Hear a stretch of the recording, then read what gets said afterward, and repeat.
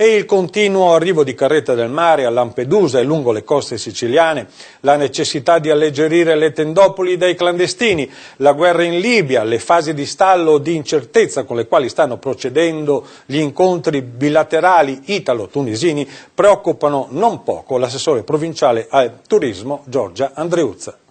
Assessore Andreuzza, assessore al turismo, assessore, è preoccupata per la situazione internazionale, per la situazione nel Nord Africa, per l'arrivo di questi clandestini, di questi migliaia di immigrati? Ma sicuramente sono preoccupata, siamo preoccupati, ma anche perché è una situazione che in qualche modo, come sempre, la Lega da subito ha visto e anzi ha previsto, per cui nonostante le cose si riescano a anticipare, poi a volte diventano difficili da gestire quando si deve andare nell'emergenza. Preoccupata soprattutto per il nostro territorio, un territorio, il Veneto, la provincia di Venezia, a vocazione turistica, per cui siamo alle porte della stagione. Per cui è davvero difficile pensare, non avendo la possibilità di accogliere delle persone seppur bisognose, dover andare a creare degli enormi disagi a quella che sono una stagione che si va a aprire, soprattutto perché ci sono già stati dei precedenti, penso a Jesolo, ed effettivamente pur tentando di gestire la situazione le loro problematiche ci sono.